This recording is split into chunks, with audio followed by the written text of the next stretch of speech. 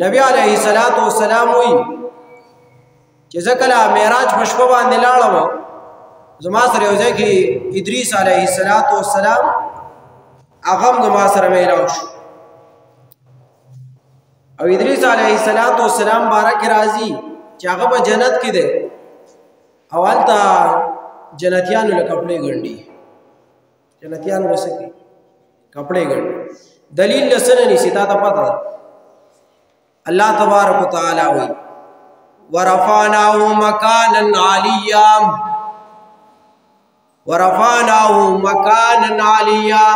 هغه ما اوچت کړه دی اوچت مقام تام ادریس علیہ الصلوۃ والسلام په جنت کې ژوند دی رښتیا وایي نو ته پته نشته مونږ وایو چې مړ لګره وفات شوی او چې جنت کې نو بیا به چې روح پیل ته ګرځي هغه متشکل شي او د جنتیانو جامع ګڼي دا خبر عوامو کې مشهور ده او چې ادریس علیہ الصلوۃ والسلام د جبرئیل امین سره ډیر ښه تعلق او ګرځیدا بدوانه دا د خلکو مشوره کړي ما ته پته نشته وی چې دوانو یو ښه تعلق دوانو بګرځیدو سم د دې زمانه لکان بیا ځل جبرئیل امین علیہ الصلوۃ والسلام ته چې ما باندې د اسمانونو چکر ولګوا چې زما اسمان تلاړ شم د جنت سیلو کوم چې د جنت څنګه زه په آدم پکې پاتې شو چې مو ته چکر ولګوم په ویغه په ژوندونی جبرئیل علیہ الصلوۃ والسلام ته چې دا ډیر مزیدار ځای دی د جنت ډیر ښکلی ځای دی بیا به ته نه راکوزېږي ګوره که یو پیره لاړې نو وایي چې خامخا مې بوځو نو اول به راسره دا واده کوي چې دوباره به راکوزېږم ادریس علیہ الصلوۃ والسلام سره واده وکړه چې بیا به راکوزېږم چې زما سره دا واده ده بیا به راځو واپس خو صرف دومره کوم تماشه کوم سین سپاټه کوم بیا راځو ښکلی ګپې والا وګورئ پیغمبر دو روزګار چې دومره ګپونه یې لګول جبرئیل علیہ الصلوۃ والسلام ادریس علیہ الصلوۃ والسلام دوی چې راځه بویتو تماشه یې پې وکړه دننه یې بوتو جنت ته نو ادریس علیہ الصلوۃ والسلام و چې هغه ځینه ولیده نو بیا یې تړنه کېدو او دلته چې سوچ کینو پیغمبر دی دا فرشتي سره وعده کړی چې واپس پر اعظم جبرئیل علیہ الصلوۃ والسلام سره ناوی چې زه اوس بار زمون دا ډېر مزیدار ځای دی لکه دا جنت ولې دې بار لاړ شم زړه مې تېنې کېږي د چې سوچ وکړو ادریس علیہ الصلوۃ والسلام وایي چې داسې کار وکړم چې واده مې کړی دی جبرئیل سره داسې کار وکړم چې د خپلې پاڼې به په جنت کې دننه پرېږدم بیا به د جبرئیل سره باروزم علیہ الصلوۃ والسلام سره بیا به ورته وایم چې پاڼې مې دننه پاتې شوي واپس به راشم دی راوواته یو مزل یې کو را روان دي دی ورته وایي ادریس علیہ الصلوۃ والسلام چې جبرئیل زما نه خو دننه پاڼې پاتې شوي بیا به را روان جبرئیل امین علیہ الصلوۃ والسلام ته وی چې ورشه پاڼې روا پایزار دی راو جنت ته بسړې چې د دنیا په پایزار کې زینو کنه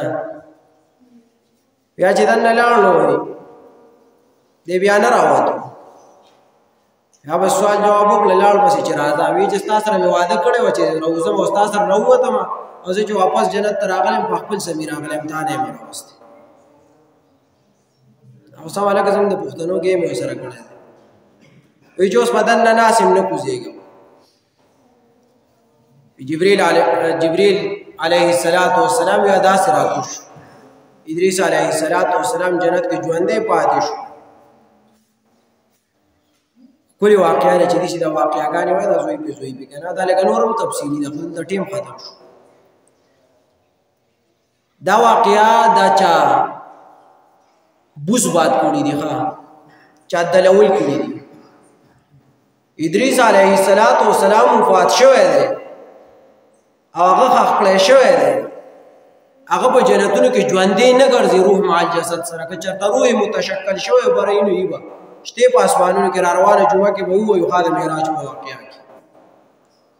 او دا چا چې ویلي دي چې بره تللی دی او اوس ژوندی دی او جبریل امین یې داسې رالېږلی اوس هلته خلکو له جنتیانو له کپړې ګنډي نو په یو څو وجو باندې ده دا واقعه غلطه ثابته